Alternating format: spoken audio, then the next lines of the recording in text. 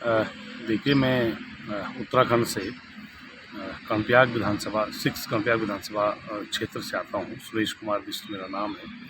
और जैसे कि आज भारतीय जनता पार्टी के जो किसान विरोधी, युवा विरोधी, बेरोज़गार विरोधी जो कारनामे हैं, जो ये जनता के साथ छल कर रहे हैं, उससे बिल्कुल क्लियर है कि इस समय भारत में, पूरे भारतवर्ष में जिन 5 राज्यों में चुनाव हो रहे हैं, वहाँ पर भाजपा विरोधी एक लहर चल रही है। और निश्चित रूप से मुझे ये लगता है कि कांग्रेस इन 5 जगह कांग्रेस आएगी और पूर्ण बहुमत से आएगी।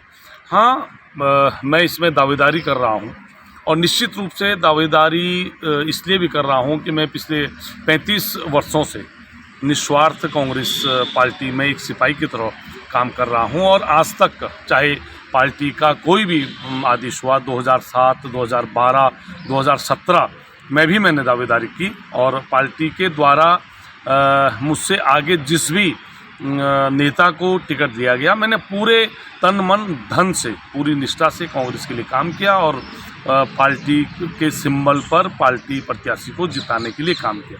और आज निश्चित रूप से मैं आश्वस्त हूँ कि मेरे कामों को देखते हुए, हम लोगों की निस्वार्थ भावना को देखते हुए, और चाहे वो कोई भी रहा हो, कोरोना काल में आप देखेंगे या त्रासदी जो केदारनाथ में आई थी वो देखेंगे, या विभिन्न जगहों पे पूरे विधानसभा क्षेत्र में मैंने काम किया है और लोगों के बीच में निश्चित रूप से पार्टी ने सर्वे करवाई है और निश्चित रूप से मुझे लगता है कि इस समय पार्टी हमें कर्णप्रयाग का सेवा करने का मौका देगी।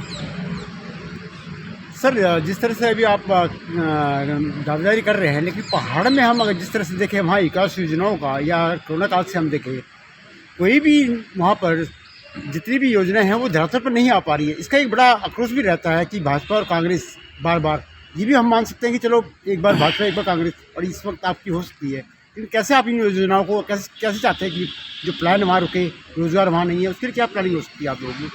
देखिए, हमारे यहाँ की जो प्रश्न है, हम बहुत सही प्रश्न आपने किया। मैं बार बार वही कहता हूँ कि जब से हमारी गवर्नमेंट हटी 2017 के बाद, आप देखेंगे हमारे पहाड़ी क्षेत्रों में कि कोई भी विकास का काम शुरू नहीं हुआ है और जो हुए थे वो जहाँ पे हुए थे वहाँ पे अटक के रह गए हैं। एक्चुअली हुआ ये है कि इनको कभी धर्म के नाम पे, कभी मज़हब के नाम पे, कभी आपस में लड़ाने के नाम पे ये लोग वोट लेते रहे हैं। और निश्चित रूप से एक कांग्रेस का एक इतिहास रहा है कि कांग्रेस ने वोट अपने काम पे मांगा है कि अगर हमने काम किया है तो हमको वोट दो। और अब जनता 2017 में किसी और पार्टी की सरकार के बाद अपने को ठगी हुई महसूस कर रही है और वास्तव में समझ रही है कि हमसे गलती हुई है और इस समय पूर्ण बहुमत में हम लोग आएंगे, 60+ हम लोग आएंगे, ये बात बिल्कुल तय है। आम आदमी पार्टी को कैसे लेते हो आप उत्तराखंड के अंदर? आम आदमी पार्टी को हमारे यहाँ एक कहावत चल रही है कि भाई जिसने जो दिल्ली का ना हो सका वो उत्तराखंड का क्या होगा। देखिए, उत्तराखंड में आम आदमी पार्टी का कोई भविष्य नहीं है और मुझे तो अब लगता है कि दिल्ली में भी आम आदमी पार्टी का कोई भविष्य नहीं रह गया है। ऐसी बातूनी ये वीर हैं, बातों के वीर हैं और ग्राउंड में कोई काम नहीं। सर जी, एक चीज़ आपसे पूछना चाहिए कि जिस तरह से आप पुराने कांग्रेस से रहे हैं, आपकी फैमिली भी उसी से रही है, पहाड़ में रहे हैं, पहाड़ में क्या समस्या ऐसे लगती है कि जो मतलब वहाँ पर नहीं उसका निवारण हो पा रहा, प्लान लगातार हो रहा है, इसमें क्या कहना भाई? देखिए, जो पलायन है उसके जो मुख्य कारण है उसमें सबसे बड़ी जो प्रॉब्लम है आज वो शिक्षा की है, उसके बाद स्वास्थ्य की। 2 चीज़ें बिल्कुल मैं अभी भी मानता हूँ कि हमको सबसे पहले शिक्षा और स्वास्थ्य में स्थिति ये है कि जहाँ पे हॉस्पिटल खुले हुए हैं वहाँ पे डॉक्टर नहीं हैं। शिक्षा की स्थिति ये है कि बिल्कुल एक जिसको हम कह सकते हैं कि बहुत ऐसी शिक्षा की जो कि रोज़गार परक शिक्षा हो, वो कहीं अप्लाई उसका नहीं हो पा रहा है।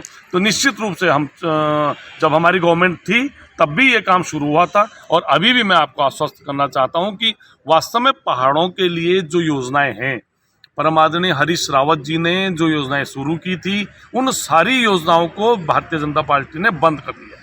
जबकि पहाड़ों के लिए, वो पहाड़ों के विकास के लिए वो मील का पत्थर साबित हो रहे थे।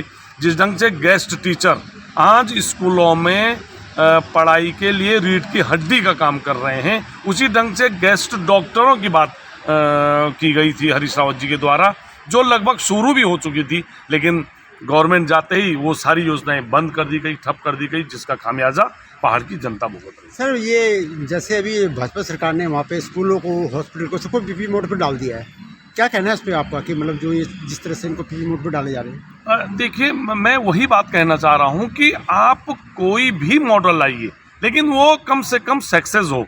इनका कोई मॉडल सक्सेस नहीं है, क्योंकि ये अंदर से कोई काम ही नहीं करना चाहते हैं।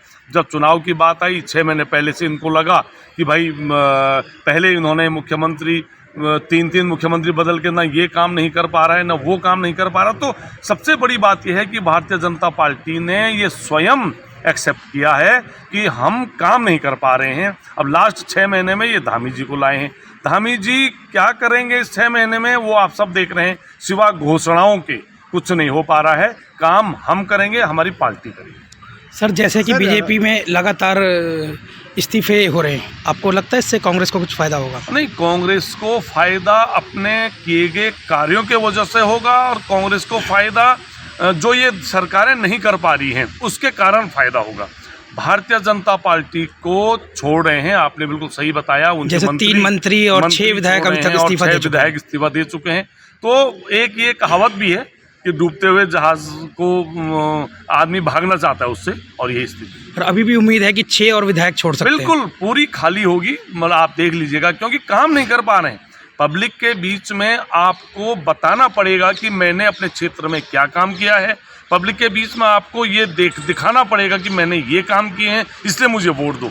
अब ये मोमडन है इसलिए इसको मुझे वोट दो, ये बाहर का है इसलिए मुझे वोट दो, हम राम मंदिर बनाएंगे इसलिए हमको वोट दो, ये बात जा चुकी है। और निश्चित रूप से आज का जो चुनाव होगा, चाहे वो 5 प्रदेशों की मैं बात कर रहा हूँ, वो काम पे वो चुनाव होगा। काम का हिसाब जनता मांगेगी और भारतीय जनता पार्टी बाहर। सर, एक क्वेश्चन आपसे और है। जैसे कि एक चकबंदी जो हमारा बहुत समय से एक अभियान चल रहा है पूरे उत्तराखंड के अंदर, और हर सरकार ने माना कि चकबंदी के बिना वहाँ का विकास नहीं रुकता, प्लान नहीं रुकता। हरीश रावत जी के समय में स्वैच्छिक चकबंदी का अभियान चलाया गया था, जो लागू पूरी तरह से तो नहीं हो पाई। अब विधानसभा में पास कर दिया है भाजपा ने, लेकिन लागू नहीं किया है। चकबंदी से क्या मानते हैं कि ये होना चाहिए क्या? देखिए, बहुत ज़रूरी है, चकबंदी का होना बहुत ज़रूरी है। इससे एक्चुअली हमारा जो क्षेत्र है, हमारा जो उत्तराखंड है, वहाँ लगभग 50% लोग आज भी कृषि आधारित कामों पे लगे, रोजगार पे लगे। लेकिन हमारे चकबंदी की बात तो बहुत पहले ही हरीश रावत जी ने की थी, जिनको इन्होंने ठंडे बस्ते में डाल दिया। और उसके बाद फिर जब इनको लगा कि यार ये थोड़ा महत्वपूर्ण योजना है, तो उसको फिर से बाहर निकाल दिया। मैं एक चीज़ का पक्षधर हूँ कि वो किसी भी गवर्नमेंट ने अगर किया हो, अगर वो जन उपयोगी है, वो अगर क्षेत्र के हित में है, तो दूसरी पार्टी को कोई अधिकार नहीं होना चाहिए कि वो उन योजनाओं को बंद करे, बल्कि उन योजनाओं को आगे बढ़ाना चाहिए। ये हमारा। तो क्या आपको लगता है कि जैसी आपकी सरकार आएगी तो इसको आप लागू कर देंगे? निश्चित रूप से। हमारी सरकार में जब हरीश रावत जी मुख्यमंत्री थे, एक और कानून आपको याद होगा, भू कानून के रूप में एक किया गया था कि भाई बाहर, अब फिर हम गैरसैंण राजधानी की बात कर रहे हैं। गैरसैंण में इन्होंने ग्रीष्मकालीन राजधानी बना दी है।